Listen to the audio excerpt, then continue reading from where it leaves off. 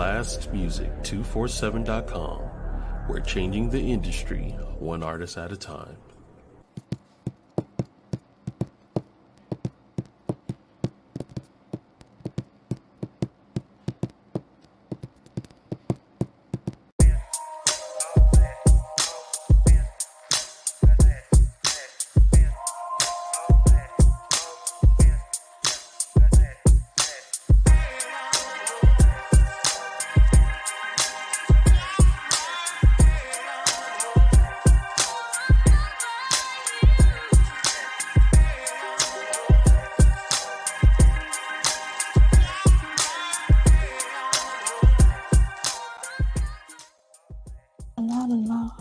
Hello, hello, hello. What's going on, family? It's Malika K. Courtney. I am excited to be here with you all tonight because I did tell you that I like fun and I like mischief. So tonight we're going to get into some mischief that I like. But first, let me get these thank yous out the way. Thank you to Blast 247, Blast Music 247, let's be specific, for hosting me and having me come on and do a podcast. I'm very happy to be part of the family. It's wonderful here. We have burgers. Also, to Troy, our VP, who was absolutely amazing and running things in the grown-up station. Thank you for being the grown-up in the room because I don't know all these buttons. So thank you. I'm grateful. And tonight, you guys, we're going to have a bit of a conversation, a little bit of fun. Let's do it that way. And this is what it looks like. So I had the pleasure of someone encouraging me, instructing me, telling me to stay in my place. If you've met me, you know how I feel about people who have mental stutters and open their mouth and speak in my direction. It's ill-advised. It's ill-advised. You don't piss off poets, you just don't do it. So I figured it would be fun to have some of my folks come together and respond to how we feel about people telling us to stay in our place. And, let's set the conversation a little bit tighter too. How about, it's interesting when I look around at our United States and how people have chosen to behave. We are a lot less cordial with one another. We are a lot less patient. And in our impatience and rudeness, some of us have lost our mind to the point of thinking that we are the center of the earth. It revolves around us and everything must go our way. And when it doesn't, we have tantrums. So I dedicate this show to all you confused people who get out of your place and out of your mouth with people just doing their daily life. Good evening, Sophia. Hey, beautiful. So cheers to you, and I'm hoping that you listen real closely as some of my poetic friends who are amazing kind of help you understand what it looks like to stay in your place. We're going to pause for some commercials and get that out the way, and then we're jumping right into poetry. Be back in a second.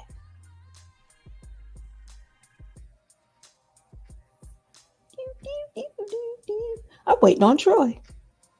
A moment, please. He's almost there. There we go. I'm a little slow on the game today, most definitely. No worries. So we're going to go ahead and take care of the Blast Artist Spotlight right now? All of it. Just after this, we're just going bell, poetry. I got you. And then we'll have a conversation at the end. Okay. Well, the beautiful thing is I definitely handpicked this song just for you. There's a good friend of mine. No. There's a good friend of mine who's actually watching now. Her name is B. Cherise, representing Baltimore. Yay. And this is her song called It's My Life. Let's check it out.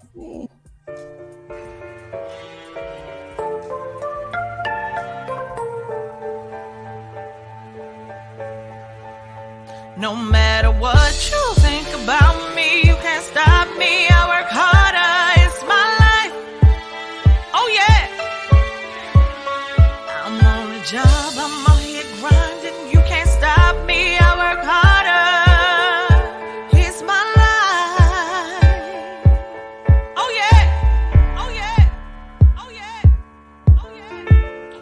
I see them haters on my back, but I'm staying right.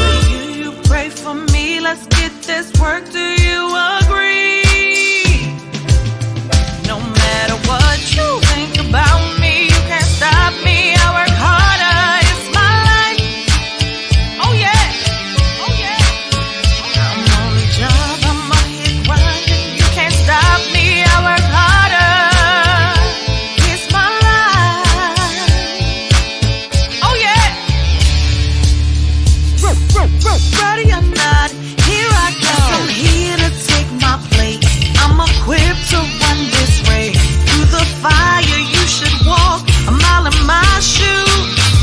You get your notice on my plate, losing money day by day in pursuit of the dream God has shown you. Write the vision, make it plain. Say a prayer in Jesus' name. Not the faith of a mustard seed. I pray for you, you pray for me. Let's get this work. Do you agree? No matter what you think about me, you can't stop me. I work harder, it's my life.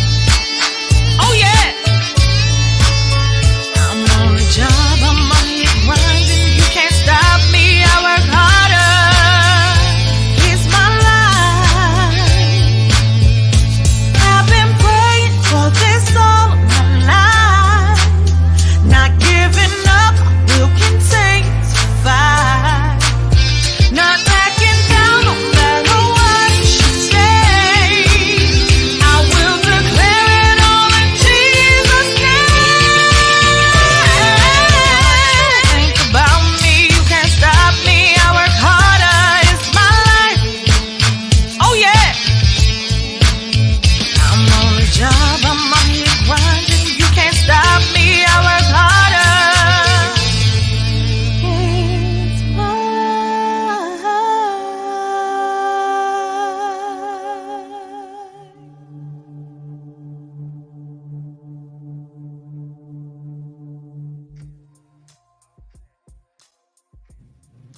And that is my homie B. Sharice with It's My Life. And if you are an independent artist or a spoken word poet or an up and coming comedian looking for some exposure, you can go to blastmusic247.com and register for free. But Blast is also looking for the fans. So if you're a fan of great music, you can also go to blastmusic247.com, register as an unlimited fan, and have access to hundreds of independent music. Blast, we're constantly changing the industry, one artist at a time. All right, Ms. Malikia, back to you. Thank you. So let's get into this poetry. And I'm going to push a mystical magical button. I am learning these buttons, you guys. Today is the day. Let's go. Hey, how are you? Hey, partner, how are you? I'm laughing because I'm a true squirrel. I waved my hand and it disappeared, so that was fun. And I'm like, let's do it again. I don't know. Go ahead and introduce yourself. Brief intro and hit your poetry. You got it. Scott Harrell, a.k.a. Father Time, co-founder of Partners in Rhyme, where you can find me every Friday night, 8 p.m. Eastern Standard Time on Clubhouse and Lyrical Vibes with none other than Malikia K. Courtney. My piece tonight is Stay in Your Place. Someone once said to me, stay in your place. Oh, Lord. I took a minute to consider the appropriate mental felony to respond with, and then it came to me. You'll need to be a little bit more specific, I said, with a smile, causing the quizzical response of, what do you mean? Well, you see, mathematically speaking, out of 8 billion people taking an average of 5,200 steps and walking roughly 2 miles per day around the circumference of a planet measuring 24,901 mile, that means we're all in motion, like an ocean. Historically speaking, my people were forced to cross in the bellies of ships tossed, on waves tossed, names lost, value broken down to the cost of slave labor, yes, property, all done legally. So legally speaking, I am the genetic recipient of stolen property, which must mean someone needs to prosecute me because I crossed the red line that defines where mine should find their place, their space to let life waste away behind the lines or end up in an outline of chalk while the church prays, because spiritually speaking, this is where the truth lays. Jesus didn't have blue eyes. The blonde hair, another lie. How could Africa be where faith begins, yet you deny all of its melanin? And when it comes to heaven, you hope I ain't getting in. The last gated community, true to be what you knew it to be, exclusivity, and yet expanding your learned lessons to have so many heavens. You call out 7 with a cattle on 1,000 hills. I don't think your plans are stopping, but the God in me thinks you need a good molly-whopping. Because scientifically speaking, the same atoms in me were amongst the stars, the same blood that flows in me once healed scars. The breath in me was a breeze over wars, or a rainbow on a plane. Yes, a hurricane and I are one and the same. I share molecules with the multitudes. I receive ancestral epiphanies I still use. I am a 400-year-old bomb with a lit fuse. I am a presidential potential while fitting a profile, suspiciously succeeding all the while. I am the very hope and defiance of slaves, the historical outcome of Black soldiers who were brave, the spark lit by many luminaries robbed of opportunity, but not their minds. I am royalty loyally protecting the kingdoms I call mine. The God in me stirs and gives all my enemies pause. Consider your words well, or fully ensure your jaw. My steps are ordered wherever I go, no matter the time or place. So when you say stay in your place, just know every place is mine. Sanctuary. The moment Thank you you. know, the moment you know you're glad you're on mute because you can't say those words on. Deuces. I'll pull you back up when we're done. Next to the stage, I have the wonderful Mike Gwynn, and I'm just going in order of arrival. So, Mike, come on up, introduce yourself. How are you? I am good. I was driving. I said, let me pull over real quick. What's going on, y'all? Hey! We let Mike pull over real quick because we want you safe. That's rule number 1. I'm safe now. Okay, that's what's up. Go ahead and introduce yourself and let the people know where to meet and connect with you, and then go ahead and share that poetry. And then we're going to keep it moving. Okay. My name is Mike Gwynn. I am here in Dallas-Fort Worth, Texas. Just got off work. You can find me just by Googling my name, Mike Gwynn, Guinn. That's it. Okay.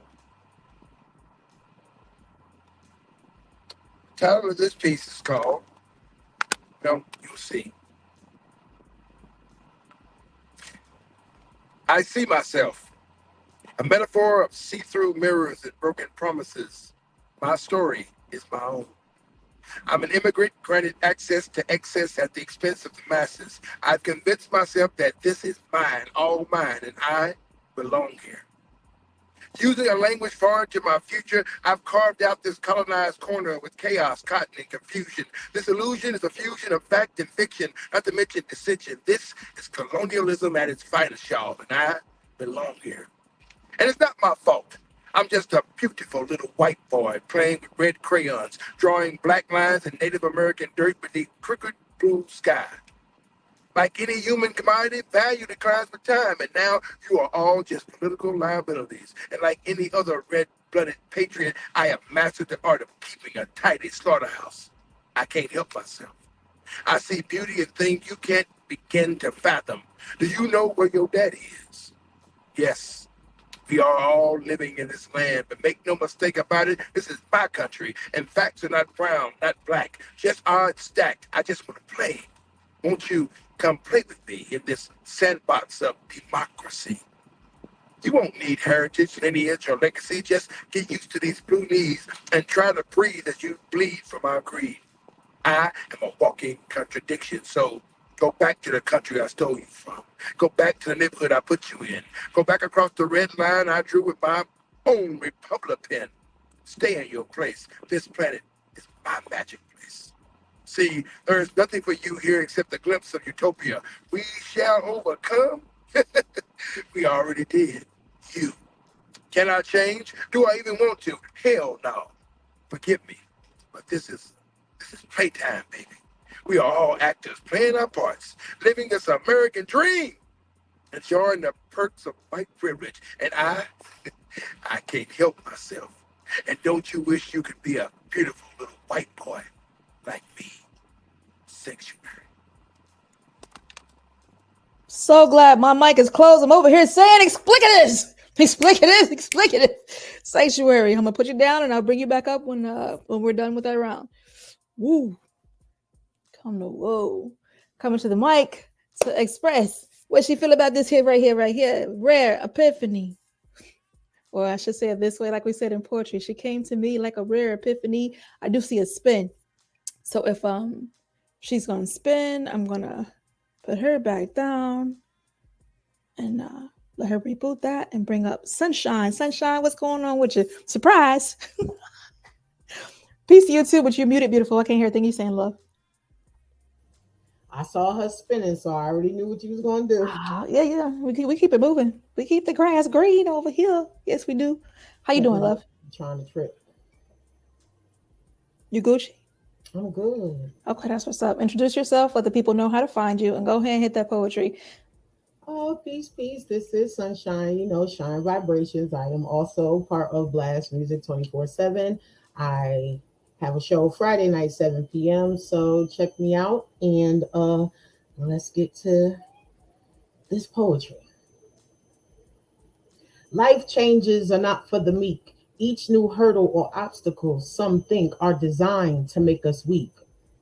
Your cipher begins to dwindle. Folks reveal they all about the next swindle, moving like Jack because you got to be nimble. These agents, representatives, and shadows are quick to make you the next Vic. Succumb to their tricks, talking and moving real slick.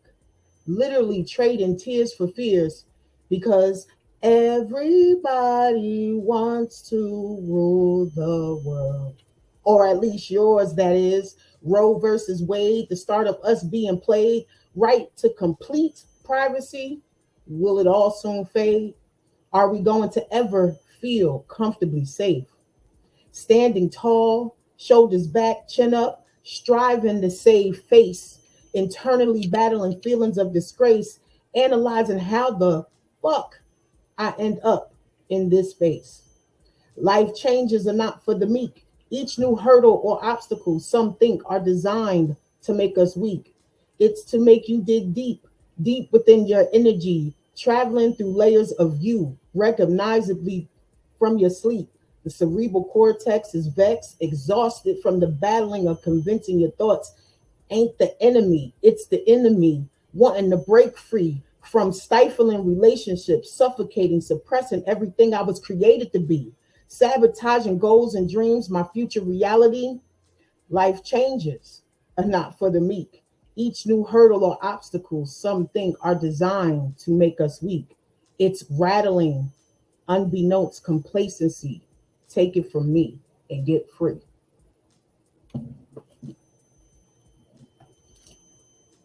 I'm over here talking on mute. Oh, the experiences. I can't wait to get to the conversation, but let's try Rare Epiphany one more time, and then I'm just going to bring everybody up, and we're going to kick off some conversation about you guys' pieces. 1 moment, please. Oh, I still don't see Rare. Okay. So definitely going to wait until I can see her before I bring her back up. You guys, I'm enjoying this poetry. You guys are amazing poets. So let's go ahead and welcome you back to the stage. And Scott, I brought you back up. I got my Sunshine. And Mike, I know you are driving. So I want you to stay driving and be safe. You're welcome to open your mic and participate in conversation when you would like to. But first of all, can I just say around the other way too? Just a round of applause. Like, you guys, it's a what's nuts is I didn't even have to explain much. Like when I asked you guys to come together and share these thoughts, I didn't have to say much because living in this skin, it almost seems like it comes with a set of imposed rules or imposed behaviors. And I know I ain't the only one that experiences it. It's a collective experience. So we're gonna do it PIR style and toss the mic up. What prompted you to write? Well, I know but what prompted you guys to write those pieces? What is life like in this beautiful melanated skin for you? You know me, I stand by for ladies first. That's because you're a gentleman and it's beautiful to see.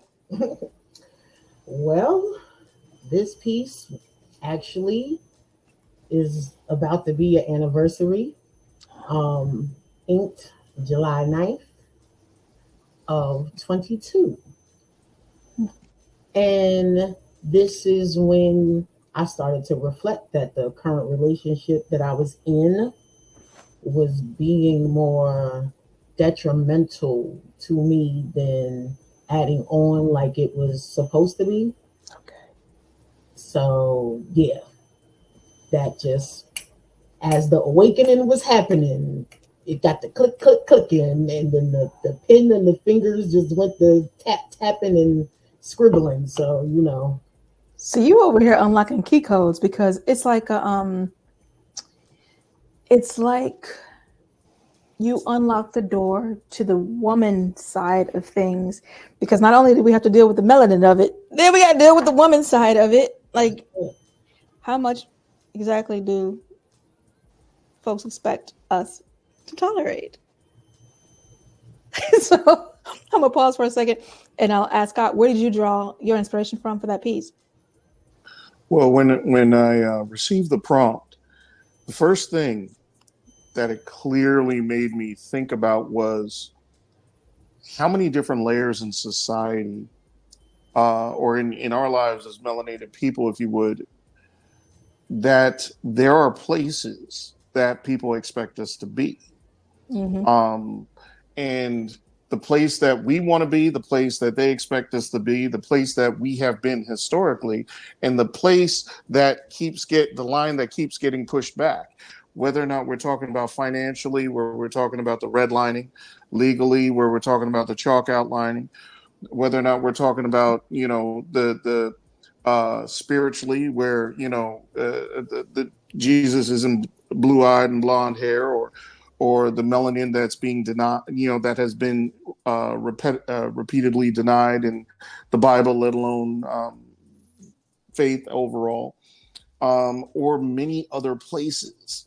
You know, when I heard stay in your place, the crazy thing about it is that place, first of all, we're too big to stay in one place, number one, but that place not only is so small, but it's also a moving target, because you can never be, it's never good enough to anybody else for you to be in the place that you are. You eventually are going to bother somebody and they want you to stay in another place, which when I look back, historically speaking, Mm-hmm. I think for our ancestors, that was also an unspoken driving force, because they would try to quote unquote be good, but it was never good enough. You know, No. we'll just do our thing over here, away from y'all, so that we're not bothering y'all. Oh, wait a second, they're being way too successful. Let's bomb the hell out of them or flood their whole city. Oh my God. Exactly. So that is what came to my mind, all the different spaces that people have told us to stay in. And in reality, every place is ours. I love your piece. Like your final line was absolutely just fire. Like, and I have to say that truly is my response to it. Like, what do you mean your place? When I look at my womanhood, when I understand the origin of life and where the oldest everything is found, down to civilization, down to mathematics, down to birth. How about your DNA, buddy? I am your mama. And that's how I feel about it. Respect your mother. And I know that's that's something that's going to be a to come piece. Like, literally, respect your mother. That's what I perceive to be a lot of part of the problem. People have lost freaking respect, basic respect. And it comes with all of the lies, like the things that you guys were sharing in your pieces. I don't. It's unfortunate, and I can't say that I understand it, nor do I care to understand it. What I would like to understand is the path to correct it. And I gotta say that, okay, I'm getting messages while we're doing this too, but either how, it's interesting, because that's a fair word, because it's some doo-doo cock-a-poo-poo, if you ask me, but it's interesting, some of these interactions I've seen this week with quote unquote Karens. And one of the ones that I saw that made me scratch my head, y'all, made me scratch my head, this lady, and I'm just calling her lady to be polite, this female, it doesn't show what happened prior, I don't know, but it was enough to prompt the gentleman to record her. So she's trying to force him to turn it off, and she's saying things to him like, turn it off or I'm gonna. And the threats are continuing. And one of the threats was like, I'm going to punch the shit out of you. Literally what she's saying to this man. And she balls up her fist and she okay. The next thing you see is the camera kind of and then it pans to her on the ground. Now, he put her on her behind. We don't have to guess. She got knocked on her behind.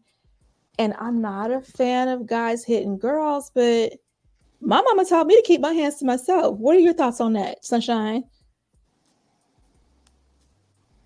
Your mic is muted, babe. I had this conversation already with my royals.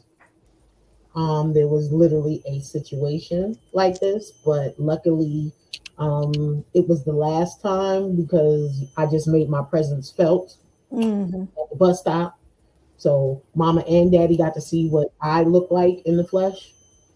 And I was standing there with that, try it, because I'm definitely the one you want. I wish a wood face. You don't want to teach your little girl how to be a young lady. Wow. And that's a dirty word these days, though, right? Your daughter on how to not put her hands on men if she don't want to get it back. Right. So let her and her brother watch both of y'all get it. And I'm one of those humans who kind of feel like when the parents, we'll get to that in a second. I'm over to discipline the parents, don't discipline the child. Because if you're not about to handle it with your kid, it's not about to hit nobody's kid, but you and I might have to have a couple of conversations. That's right. Just a couple. Because that make no sense. It really just doesn't. I see my rare epiphany made it here. So what I'm going to do is bring her up and invite her to share some poetry and then join the conversation as well. So we're all going to keep her company. Just please keep your mic closed while she's sharing her poetry so we don't interrupt. And Mike Wynn, the drill as well. Hi, Rare Epiphany. How are you? Hello. Yeah, my internet did not like it in here, so I'm on my phone. Hi. Oh, okay. Well, I'm glad it was her. And what I will do is we're going to give you the microphone to share who you are, how to connect with you, and then your poetry, and then we'll join back into the conversation. Okay. My name is Rare Epiphany. I am in Atlanta. My social media is Rare Epiphany. On IG, Rare Epiphany on TikTok. You're going to see a lot of food, a lot of funny, and a lot of poetry. Okay. And here we go. I followed myself, led astray way too many times, trying to find my way to a place I'd never been, a place I never knew was in me.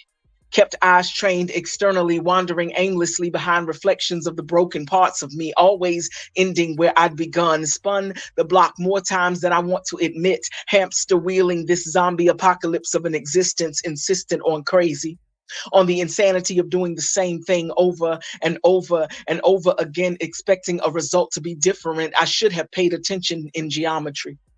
The game of quadre would have brought me to my destination quicker, a direct path, then I wouldn't have to deal with the aftermath of low fuel lights, of tires with worn tread after driving all night repeatedly down dead-end streets lined with the shards of other people's shattered dreams. Off-roading, it seems like fun until you are flung in the air like a rag doll along with all you got left.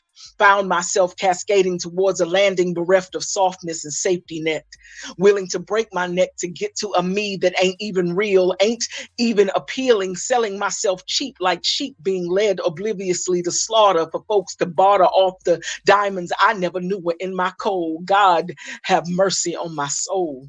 I didn't know. I just needed to turn around, look inwardly, and there would be found the GPS my creator planted way down on my inside before I was ever a gleam in my father's eye or a miracle in my mother's womb. I assumed I was lost whenever I was standing still. Could not comprehend how hard it is to fill a moving vessel, that there are lessons nestled in the crevices of silence, in the stillness, in the quiet. Don't know why it took me so long to recognize the me I am becoming on the inside. She's been in these eyes all along. I can hear her song clear, strong, guiding me to where I belong. I will lead myself home. I followed myself home. Epiphanies. I wish I had something to throw. Y'all can open up your mic. I wish I had something to throw. You stir my belly. You make my chest hurt when you speak. When you said that part about the silence, I'm just like, oh my God, there's so much that goes on in the silence. It hurts so bad. And we stay silent. Like when I was younger, I had this ignorant heifer. This has been going on for a while. But the comments, like my responses, I was not that human to begin with. I was young. And I had some of my babies young. I had this one ignorant heifer. I know this lady from Adam. I was downtown handling my business, and she paused and was in my face. I dropped something, so I bent down to pick it up, and she had bent down to pick it up too. And then I guess she just needed to know, was I their mother? And I'm like, yeah. Oh, you've been busy, bitch. I mean, lady, who are you? You know, like, no, you had it right the first time. Presumptiveness, like she had a right. And I don't understand when we got to the point where we felt like we had a right to have so much input on a life that we didn't damn create. That blows my mind. Y'all could jump in because you already know. Get me started, damn it. I'm started. Rare Epiphany got it started up in this bitch. Let's go. I'm gonna kick something. No, I'm just kidding. But seriously, like I feel some kind of way. I'm listening. I see Mike joined us. Hey, Mike, what's going on? What's on your mind? Well, can I add on to what you just said? Please do. This is a conversation. We can conversation style. Let's go. So I get both sides of it. Mm-hmm. You know, the reframing of the mind, looking at it. Trust me, I am with you 110% in what you said. Yet at the same time, being exposed to the elder women in my families, my grandfather's mother and her sisters. That was what the village did, the community. Yes. But the problem is, and I find me at 43, my age group does not know that generation like I do. That's true. And their parents barely even connect with that generation. So the disconnect is understanding where it comes from. Grandma's is 36 now. You ain't never lied. So that wisdom of being able to break things down, to shower you with some stuff that's supposed to propel you forward in life, that is really like, don't get me on my soapbox, but us right now as a people, as a nation, that is one of the major links that's missing. I agree.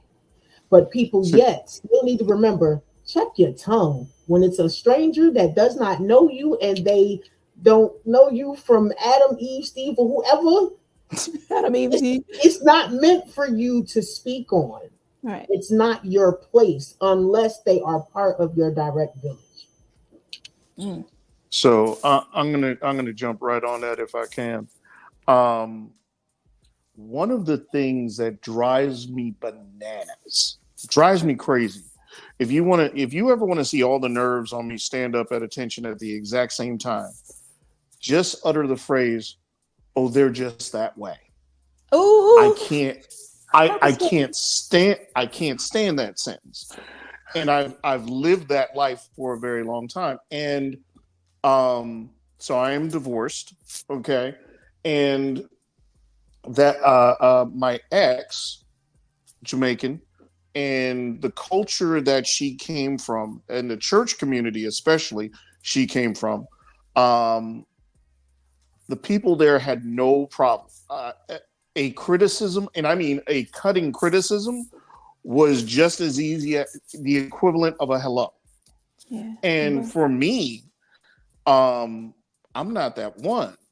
And there are many a times, there are many a problem, because I was more than happy to be the Black American who made an issue because things were being said that were out of order and out of pocket.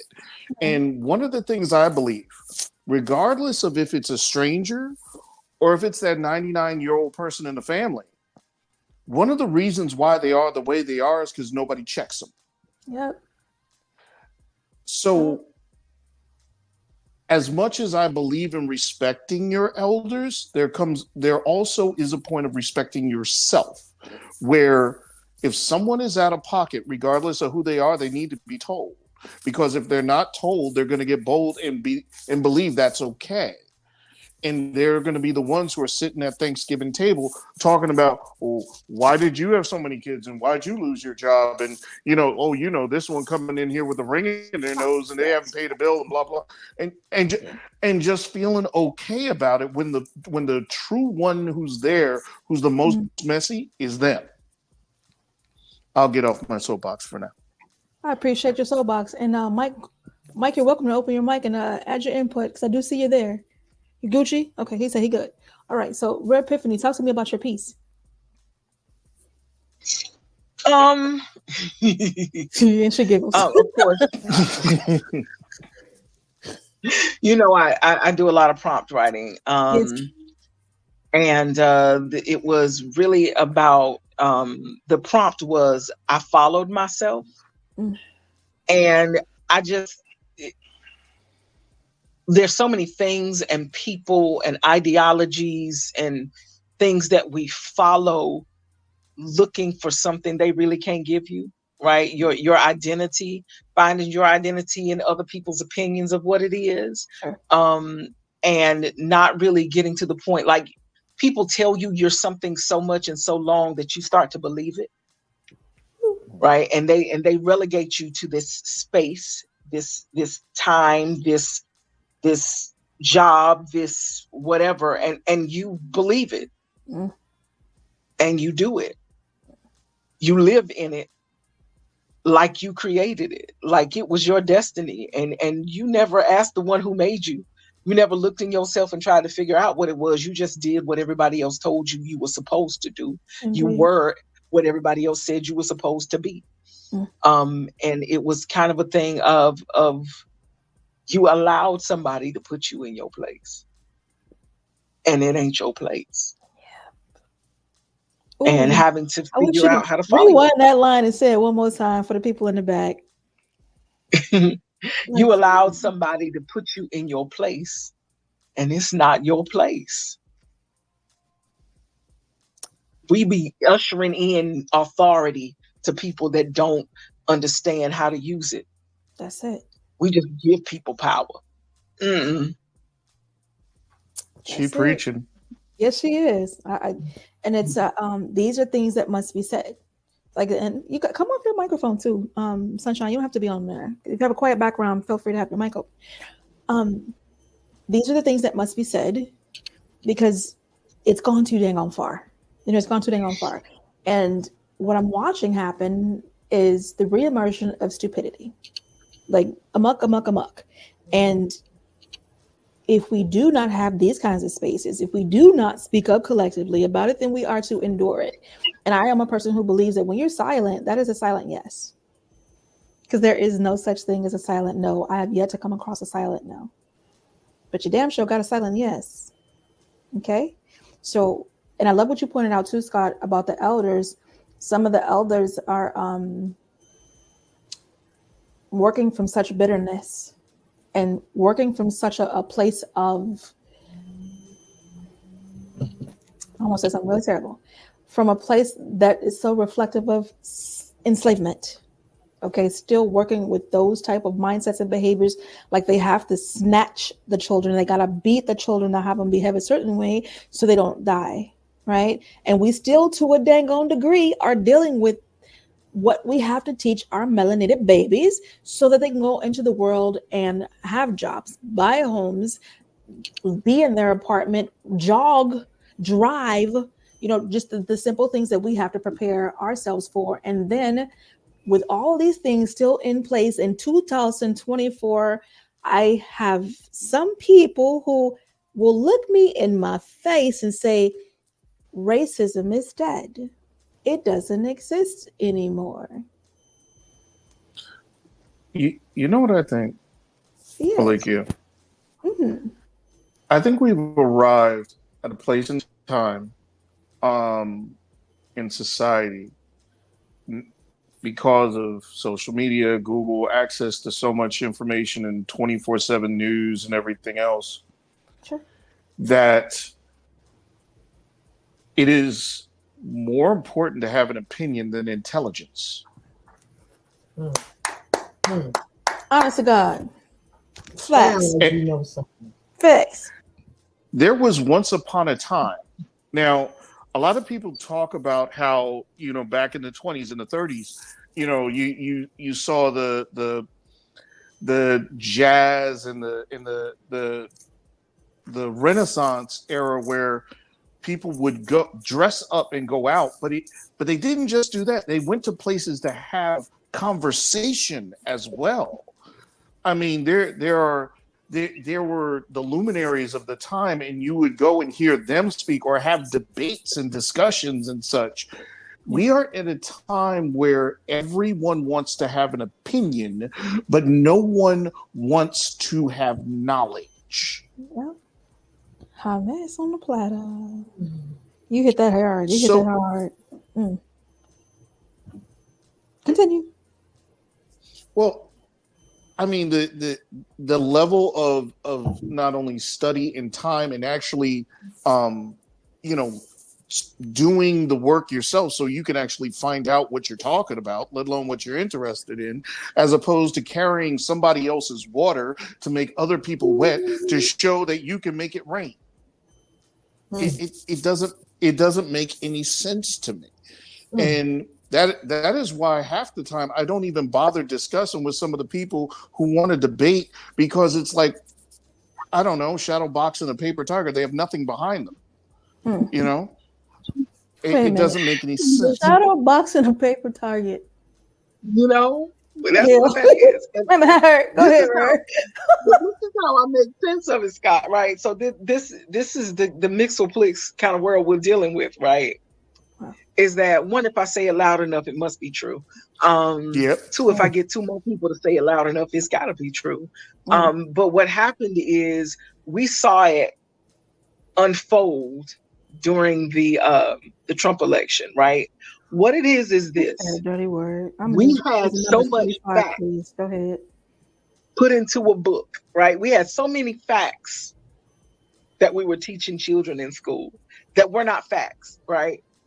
So many facts being taught as facts that people stopped trusting facts. People started trusting gut. What we have is a balance issue, right? We don't have discernment. We can't discern truth from fiction, whether it's in a book and we learned it or whether we heard it on the street. We can't trust any source, so we don't necessarily want to get off our lazy asses and figure out there's this story, there's that story, and then there's the truth. Let me figure out what the truth is. Now, we just want to go with whatever it came up off our gut. We're going to say that because we trust ourselves way more than we trust everything else around us. We got a balance issue. We got a discernment issue.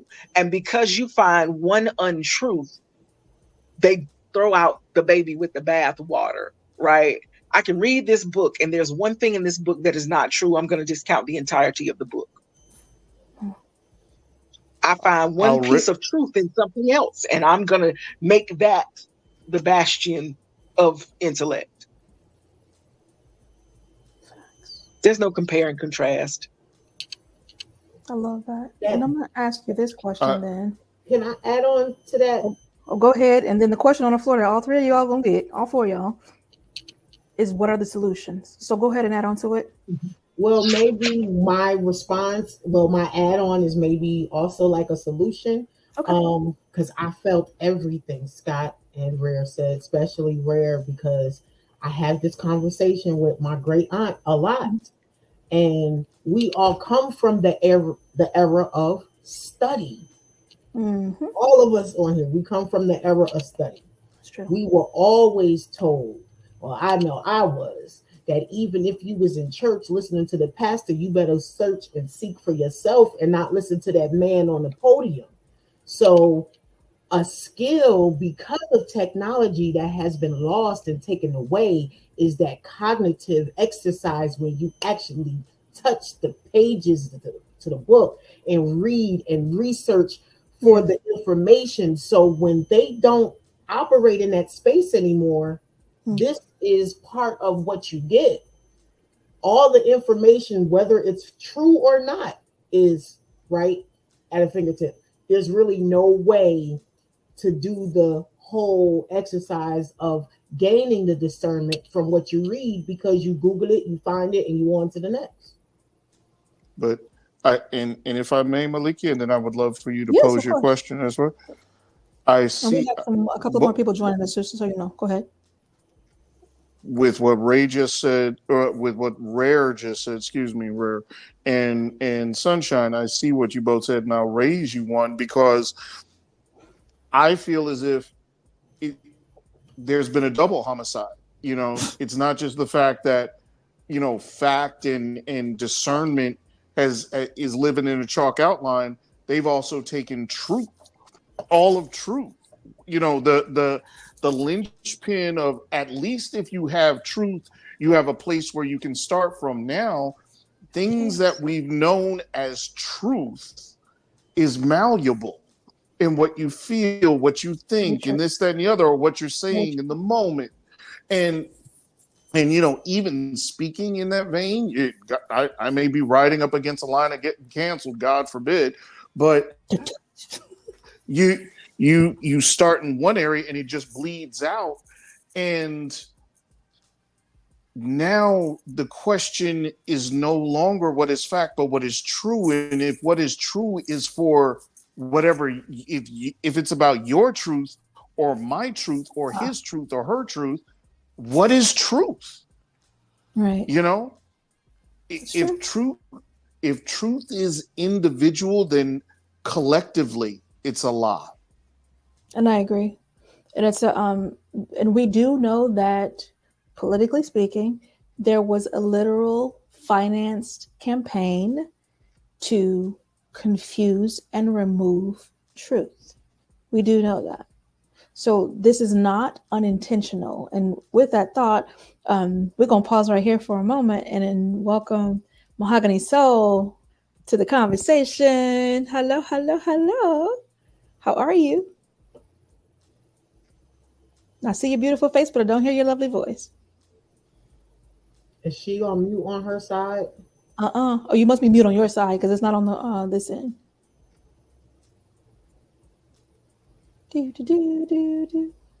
We're working on our technical difficulties. And just speak, like, whenever you get it clear, just go ahead and speak up, and then I'll know I can hear you. In the meantime, we're going to continue a conversation. So what I would say is, I remember, when you track the agendas, do you track the agendas? I don't know. I'm a blurred for real. So I track the agendas, and I recall, and boy, this is going to be something right here, but we say it anyway. I recall when the campaign for homosexuality kicked in. And I recall when it was directed at our community. Okay. And I recall and that was another stay in your place, but only let me create this place because I would like you to stay here. I would like for the men to be emasculated, have less voice and less presence in the home. And not to say that it kicked off here, because we know it kicked off prior, but the campaigning of it. And do I have anything against homosexuality? Absolutely freaking not. But I'm not blind either, and I'm not dumb either. And anytime when you're telling babies that they're gay, they are not even sexually aware or having any type of sex or at a position where they can choose any of that stuff. And then we have the buy-in from parents who are going and having sex changes or name changes with children. You don't lost your damn mind, and ain't nobody in your life to tell you the truth. So your point, Scott, what you were saying, when folks get into the your truth, their truth, my truth, and here's something crazy. Now let's tell the truth about the matter. Let's talk about it, because we do. And the point was, we all do the same stuff. We all have pockets and places and books and cups where we expect people to fit. It is not a black and white issue only. No. We all have our own opinions, especially about the people who are in our lives and around us, right? But some of us just have more discipline to keep our mouths closed because our parents taught us better. Shut up. Okay. Some folks ain't got no home training, and that's just really what it boils down to. Edwina, is your mic working? Can you hear me now? I can hear you. Yeah, Yay. it's good to hear you. Zuina! Welcome. So what's going to occur Mahogany is soul. Mahogany Soul. We're going to welcome you to share who you are, introduce yourself, let the people know where to find you, and share poetry. And I will ask that everybody mutes up while she shares her poetry and speaks. Oh, share poetry now? Yep, because then we can jump back into this good conversation. So this is how we do this. Let's go. Oh, okay. Everybody else done Oh, hit. no. Okay, anybody playing? I'll be about that life around here. So it's a fun time. Okay, well, I am Edwina Simmons, and I go by Mahogany Soul Poetically. You can find me at my Mahogany Soul on Instagram. Edwina the author is my website, and yeah, I like to write poetry, and was told to bring something about being in a space where you didn't feel welcome. So this piece is called Girl from the Goo. When they see you move, there's a hush in the room. I wish they knew how to quiet like you. Girl from the goo, you were learning. You were watching their moves and trying to comprehend their rules, amazed by their ways, enthusiastically enjoying their brilliant displays. And now they're quiet.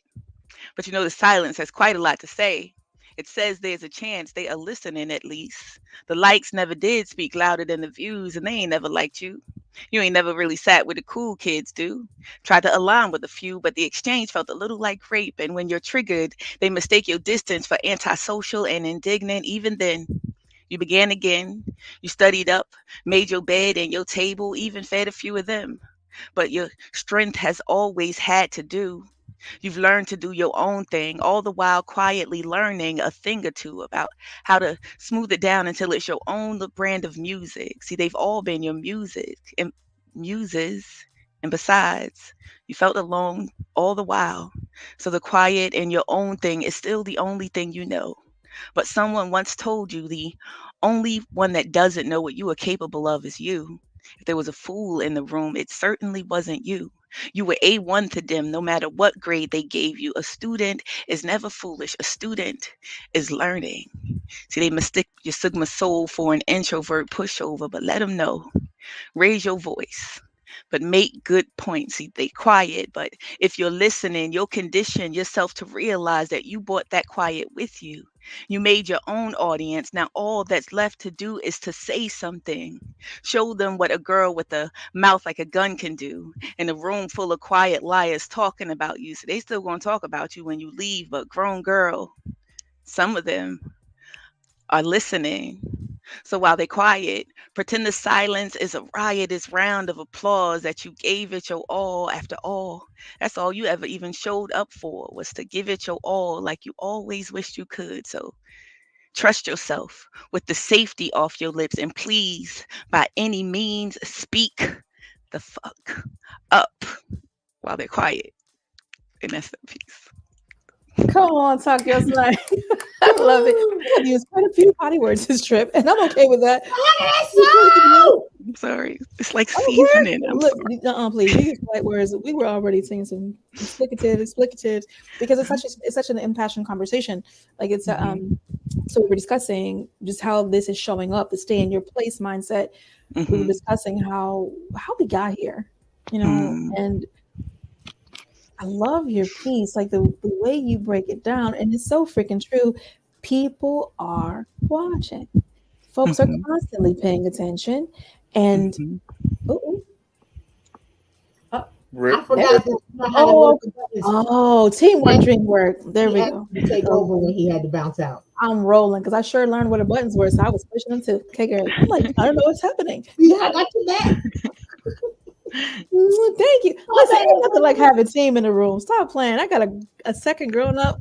Let's go. Okay. So I figured out the buttons. I was like, okay, I know how to push this one. But so this conversation that you've joined in, that's the part where we are.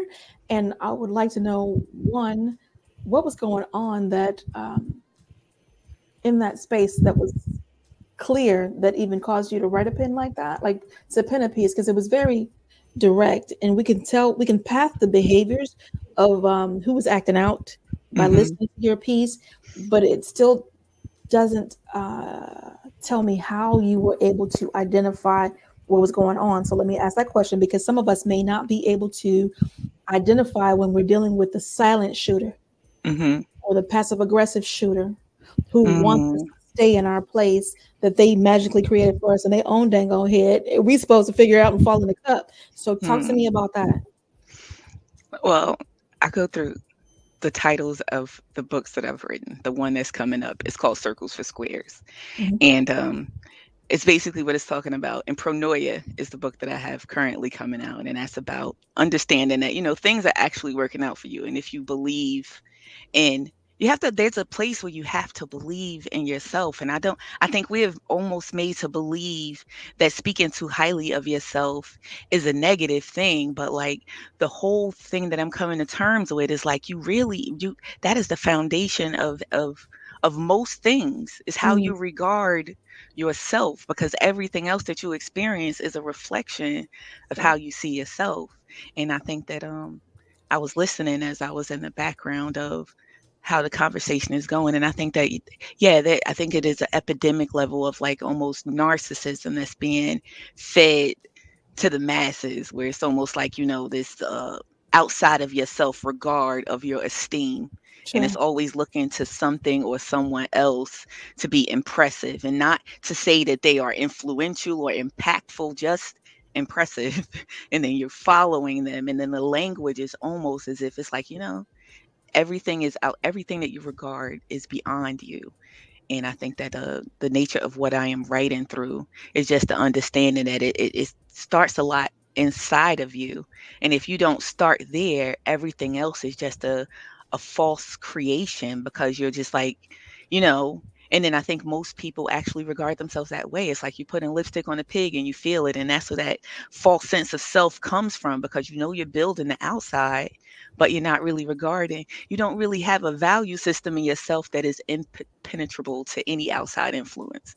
And I think most kids nowadays, I look at where a lot of kids are coming from and what they're going through and what their main influences are. And I'm like, before you can tell a person to believe in God or to believe in a institution of any sort, you have to really get them to believe that they are important enough to have, to force the discipline enough to get into the patterns of behavior, to stand up against those places where going along with what's going on is like the easiest thing to do. It's like, it's a knowledge, a knowing of self that I think we fundamentally need to reteach and reinstitutionalize. It's not, reinstitute. It's not being taught enough in the household, because mommy popping that, like, just like they're telling kids not to. Not popping that.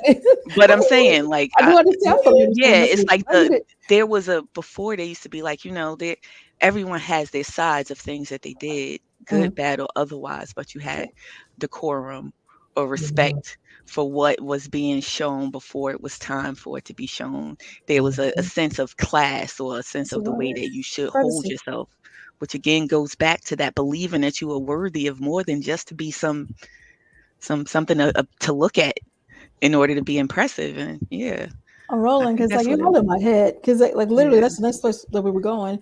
Because when you bring in the religion component, because I believe now let's tell some tea.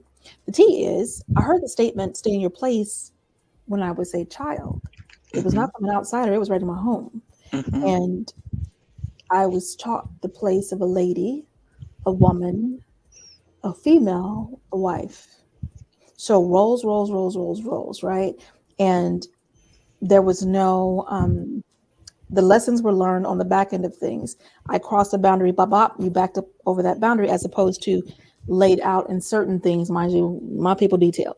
But there were some things that did not come through or did not land, okay? And I find that a lot of the things that we traipse forward, and Scott, you did bring that up earlier too, when you were speaking about blonde hair and blue eyes. We have been offered that as conversation, and then I think it was Sean too that said that we literally are accepting it as ours, and it ain't. We want our place, and Rare Epiphany also said the same.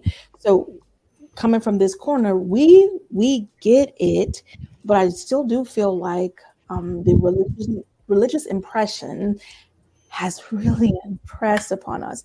I love what you shared, Mahogany. So like we really have fallen away from that self system of morality, the self systems, the self disciplines. And when I'm teaching in my 3-day event, like I hammer so hard on identity because that is the case. And when we do connections, so I work with some spiritual people, right? And they have all these titles and I don't move in titles. I just get the work done. Okay. Mm-hmm. So what I said was, and it was highly offensive apparently, but I can't help that because I'm just going to be me. What I said was reconnect to you first, then seek to reconnect to God. And oh my God, the flag, the pushback. But I don't give a rat's ass. This is my demo, my business, my company. This how it's going to be because this is the wisdom that I see. And I fully believe it lands on that. How are you going to reconnect to a God that you won't even acknowledge exists in you? How? Really? Yeah. Mm-hmm. So I see Mike is in a nice, comfortable position. You are welcome to the microphone to share your thoughts, sir. No oye nada. You might be muted on your end. We don't hear you. Okay, we're gonna let Mike tap. I see him tapping. But at the same time, so these are the thoughts that kind of just loom. So we're looking. Oh, and I had questions too. Yes, I did. We have someone in the backstage. I don't see. Is it Sion? Yep. Please bring him up. I just don't see him. I was waiting for him to come. Hello. Oh, we just popped you up and you disappeared. Hallelujah. Hey, bro. I didn't know you were there because how do I see him? Oh, you might need to scroll down because now we got a lot of people on there. Okay. My apologies. How long were you waiting? Not long at all. Okay, good. Because I did not know you were there, but I knew you were coming, so we baked a cake. Thank called you. us. Welcome. Please introduce yourself to the people briefly. And I'm going to ask everyone to mute up for a second while Sion SN Verse shares his piece of poetry. And then we're going back to this great conversation and we're going to wrap up soon because we are truly at the hour.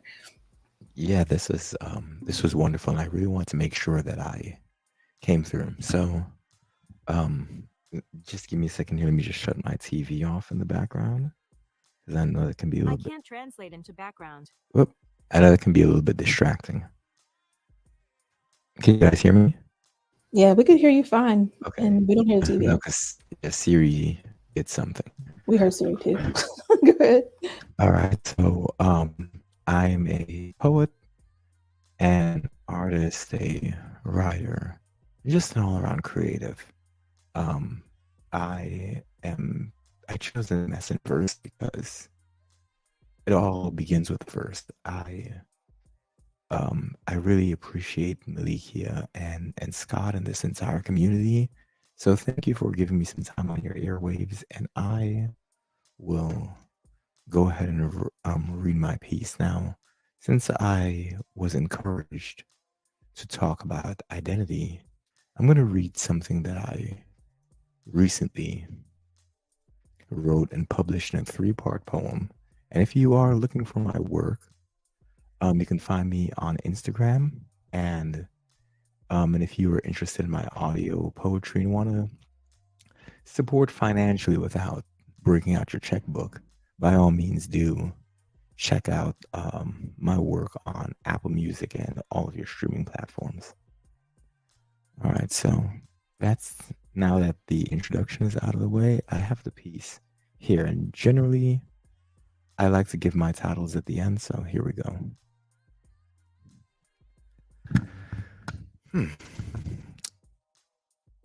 Dear Albinism, it's took me years of stacked minutes to wipe away the tears. Tears erode into scars on my skin. Invisible scars, invisible scabs reopen. Words don't hurt, they make sharp, clumsy cuts and uneven tears. White boy calls me from my childhood like a slogan. A reminder that I am and will always be the white in the room. The sound of similarities makes no difference when you're different. White boy, you are a man now. New seasons in bloom. Albinism. You forced me to see differently and to learn to be an introvert, ignorant, knowing, uncaring, and unnurturing. Ignorance behind some's eyes. Blinded eyes see what they'll see. And sometimes things get ugly. In the blur, visions of imperfections in bathroom mirrors cry. The tears still come. The warmth of insecurity holds so snugly. Though the complexities of an inescapable complexion, I live in confrontation. My consternation asks, whose fault? Theirs, yours, or even mine? God, unpigmented, singled out among the melanated to hate my reflection.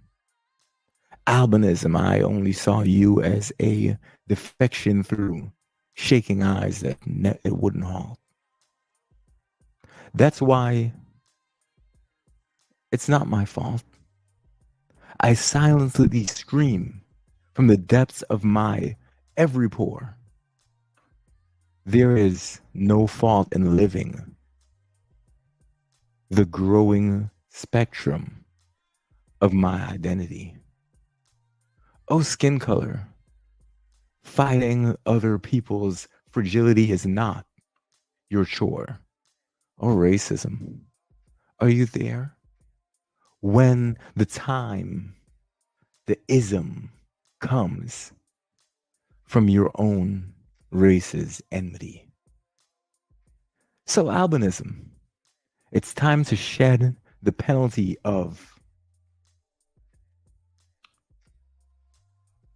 striving to be free, to escape the self-imposed penitentiary built from others' bricks.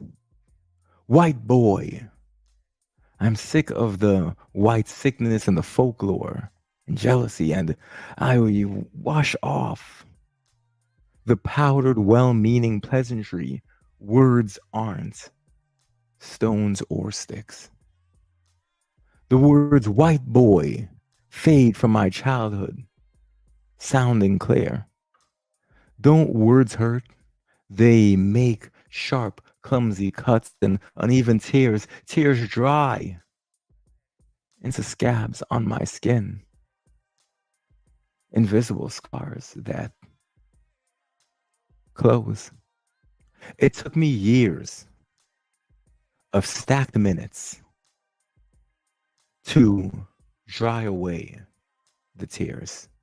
So thank you, albinism. The poem was titled Letter to Albinism. Beautiful. Absolutely. Very much. Yes. Ooh, that's a moment. That's a moment. I dropped this prompt. I think it was last week. It be your own kind. It be your front line, and that is. I can't even imagine. You know what I mean? So I'm not in your skin. I can't even imagine how it hits to be in that skin. I know what it's like for people to be, oh, white girl, da da da. But I appreciate you sharing you with us in that piece. That's a crime. It's crime when we commit the crime on each other. Facts on facts. So I'm going to ask the question as if it's not obvious because there may be more behind the answer. Okay. Absolutely. What prompted you to pen the piece? So every year, like June 13th is Albinism Awareness Day. Mhm. And so there was an event that I was going to with a wonderful organization called Positive Exposure. It's not just albinism, it's other isms of disabilities, other things like this. But this guy is a powerhouse. It was started basically by a photographer who used to do elite fashion models. So it's not to say he wasn't making money. Okay. But he wants to shine a positive light on these people. So he quit doing that. Literally upon meeting a girl with albinism at a bus stop, I think in like 2007 or 2006. I knew him, and he and I talked off and on since 2008. Mhm. So I was going to an event there, and I want to write a piece that made me think about the day, but I wanted it to be personal and in the form of a letter, because that's kind of what the motif of a collection I'm working on is based on. Okay. So that's what really prompted me to do that. I'm sorry about the extremely long answer on that one, but No, that's fine. yeah. Okay. Well, I appreciate you sharing, and that's more information than I had before. So that makes sense. I get it. I understand better. The conversation that we were having when we welcomed you to the stage, we kind of had moved on to the point of beyond discipline, beyond self-discipline, into how religion affects that mindset of stay in your place. So, Absolutely. So what are your thoughts on that? I mean, my thoughts on that is that it's a complete fact. So, those that may not know my religious persuasion is I'm Muslim. And it came from a journey that I took years ago and experienced a lot of loss. Prior to that, it was in Catholicism, but either way, there's a lot of regimented rules. Of course, your stated rules, but then the unstated rules, and like the unstated rules are really designed to kind of not necessarily put you in a box, but be afraid to question authority, such that even Muslim scholars will not criticize. And this is mainstream I'm talking about, not talking about Nation of Islam, but even in mainstream, they will not criticize a Muslim ruler, no matter how unjust that person is. I find that because foolish. that's based on their based on a conservative interpretation that is partially in the mainstream. And there's like so much can be said, not just for women, but even for men, and how one conducts themselves with relation to just just other men in a way. Like in Islam, like your father-in-law has a huger role than maybe your father-in-law would in another religion. But thankfully, my father-in-law is is a sweetheart and stays out of the way on things. But like religion, definitely, absolutely. And we're not talking about the spiritual belief of the religion, but we're just talking about these systems that are put in place to make you, as The Rock says, know your role and shut your mouth. And I lived in Oklahoma for a time, so of course I saw how it reverberated through the Christian communities, and whether it's a white church or a black church, they have all the different rules and regulations that have absolutely nothing to do with the book, have absolutely nothing to do with the faith, but has to do with some guy, because it's usually a guy, wanting to exercise his power, because it's usually a him. Ooh, get him. And that's just generally how it happens. But I'll say something that my sister, who's a feminist, says, is that while men make these rules, it's the women who enforce them. Say it again, because you know it's the facts. You know, and you see that, you know, because if I may, just like a little thing about that, I remember I went into a mosque at the Islamic Center and went to their prayer hall. Now, anyways, I was there. I'm washing my hands and all that. My wife had come. They're like, we'd like literally just come back from somewhere. So she was like borrowing a headscarf that they have there in the bin or whatever the case is. But she entered with her head uncovered. Anyway, I'm washing my hands. So then this guy comes with a very thick accent and says, "Oh, is that your wife or your girlfriend or whatever out there? Or like your wife out there?" I said, "Yeah, what of it?" "Oh, well, you know, she's entering." I said, "Let me make you understand one fucking thing." Right? Let me make you understand one fucking thing. I said, this is America. We dress like Americans. We're out doing American things. So I said, I need you to understand that while certain things may not be considered acceptable or may be considered taboo, I said, you have to remember that in the time of the prophet, women and men were sitting together. Right? I said, you got to remember when people go to Hajj, women and men go together. So I said, don't come to me with this bullshit. And when you don't know who in the fuck I am, but I'm the guy that's going to wrap you upside your head, you come at me in this nonsense again. Well, it just got real. I had to defend her from that because I realized, and I've gone in certain Muslim spaces, you go around that and any of these men play the ass with regard to your wife, then that's it. Then they're going to just keep doing that the whole time. So I had to remind them this is in fact my country and they are in fact a guest. So when I walk into that room and my wife walks into that room and will cover her head in the way that is generally customary because she was born into the faith, not me, right? The expectation is that when I'm washing my hands, you shut the fuck up with this foolishness because you don't know me from Adam. And well, I guess he said what he said, and that's the fact. I said, I guess he said what he said, and that's the fact. So I appreciate you sharing that, bro. That's it, and I appreciate you saying what you needed to say because people get lost real quick. You try to make someone stay in their place, which is what we kind of got together to talk about tonight. Now, y'all, we are way over time. I just looked at the clock; it's 9:18. So we got to do the tap dance and wrap it up. I'm going to say thank you to everyone. And I do. Mike hopped off of visuals. I'm not sure if you can even hear me. But Mike, Gwen, I did want to see if your microphone worked before we wrap up because we didn't get to hear your thoughts. And I definitely wanted to give you the opportunity to share those. So is your mic working? No. That's so weird. It asks you a couple of times if you want to. I'm sorry to interrupt. It asks you a couple of times what your mic sound is. So just check on your mic preferences, especially if you're using Chrome. Oh, that's right. Check your mic. I forgot about that part. If you have an external mic, you want to make sure that it says that. Right. Because he was connected when he did this piece, and then once he got home, you couldn't hear him anymore. So I wonder if he switched from phone to computer. Bluetooth or something. No, it's in his ears. Or as they always say in the IT department, try turning it off and turning it on again. Well, that's true. Well, look, it's Clubhouse. Jump in, jump back. Hey, hula.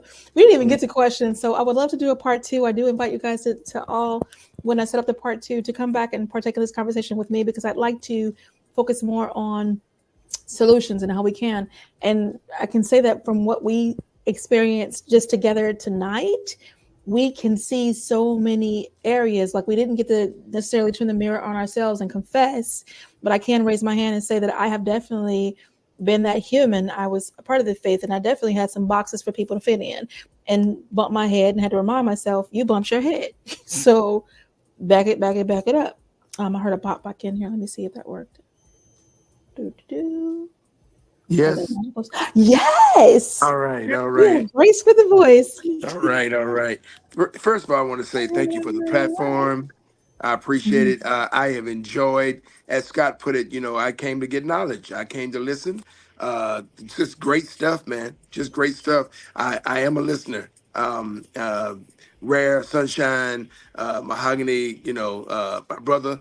I appreciate, just the perspective. It's funny how whenever someone say, hey, come in and the theme is stay in your place, and how we can all pull and come up with these amazing pieces that are just on point and complement the vibe. So I appreciate that. I'll say this, the poem I did, Beautiful Little White Boy, was just like Rare. I'm a prompt person. I believe in writing from prompts. And that was a prompt that I received after being in a play called I Want to Go. And it was a play about a little black girl, Miss Denise Montgomery. She wrote a book called I Want to Go, about that one day a year during the state fair that black people could go to the state fair. They called it Nigger Day.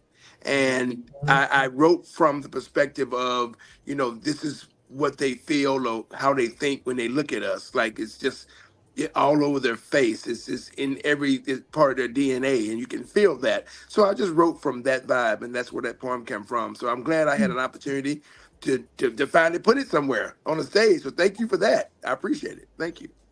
I appreciate you. Thank you for coming. And since you're already on mic, I will say any final words, because we're going to hit everybody final words, and then we're going to get up out of here. So any final words, Mike? Yeah, I want to say, do this again. This was incredible. I apologize that I was driving for the majority of it, trying to get home from work. So next time, I'll make sure that I am in a place where I can just enjoy and give feedback and just jump in there. So I appreciate the opportunity. Great job, y'all. Thank you. And no apologies needed, because I literally just hit him up today, like, hey, what you doing?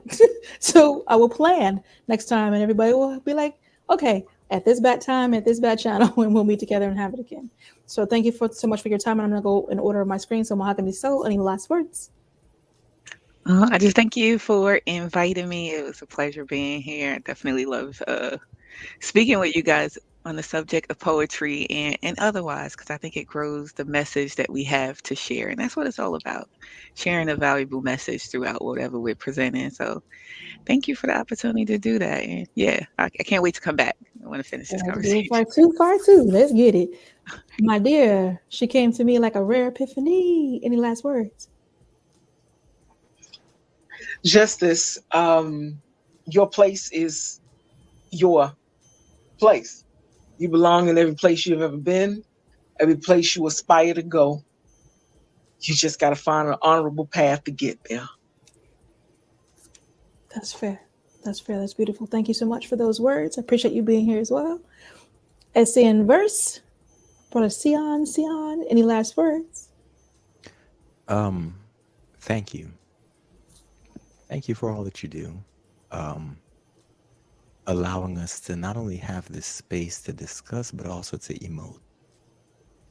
So thank you very much, because you have given of your time, your mental energy, and so on. And these discussions, as well as the show that you and Scott put on, is really something that I feel is better than therapy at times. So I appreciate you, Malikia.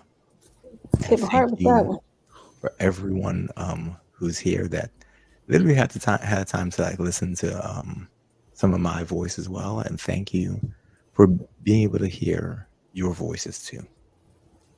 Thank you, bro. And your voice is like butter. I don't know about y'all, but every time I hear Sion, I just want to relax. I just want to do something and relax. I'm just saying.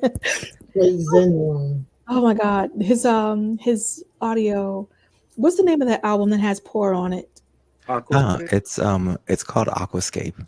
Y'all, that's all I'm gonna say. Aquascape, go find it. Scott Harold, thank you so much for being here too. I appreciate you, partner. Any last words? With a smile, yay. First of all, thank you for the invite, partner. You do amazing things at all times. I am looking forward to your second part to this, third part to this. I'm looking forward to every time you do something like this, because you always gather the best people together to bring it to a higher place. It's never just a bunch of chickens squabbling in a circle. It's always a beautiful thing. So Yes. I love what you do, and I'm proud of you. So thank you. So much. I appreciate it and I receive that love. I don't mess with chickens. Eagles only. That's it. Rules. My dear sunshine. That's words, Mama. Well, always like, you hit me up, I got your back. You know what I'm saying? Anytime, he also asked, I had hit him up earlier. I was like, hey, you still need me for the show? And he's like, no, I got it. And then you text me, hey, you want to hop on? So I'm like, cool. No forced overtime.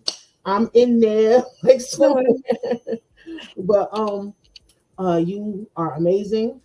And I'm just going to go ahead and say it. I can't wait to see y'all Saturday. So you get to celebrate you. I'm excited. I get to celebrate and love on you again. This will be our second meeting, and this time it'll be for at least 2 days. So I am very, very looking forward to that.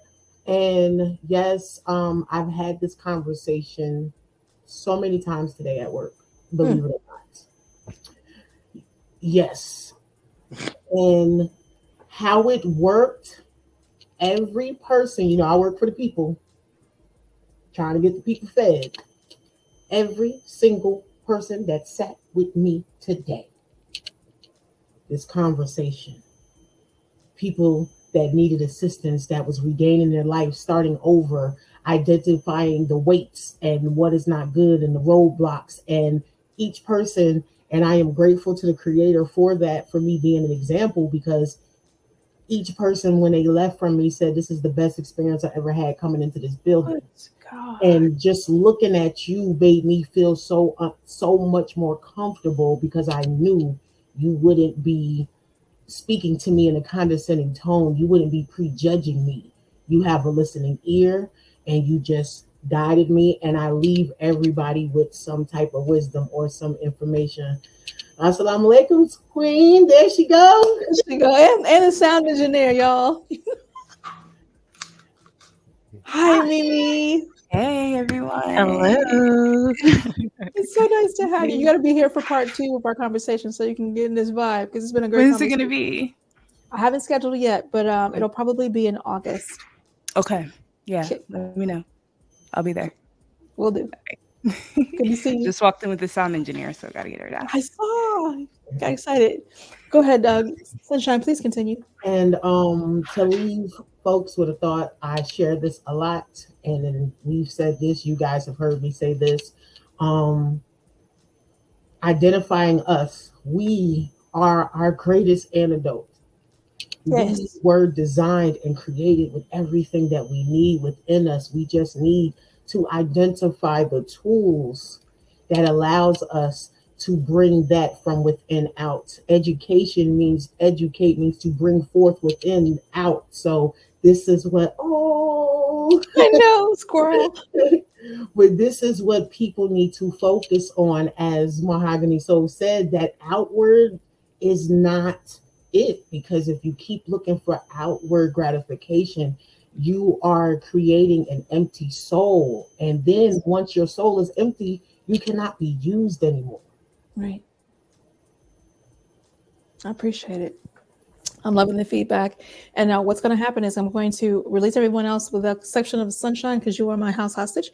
And and then I'm going to do our closing comments, and then we're going to end the show and let everybody get back to their evening.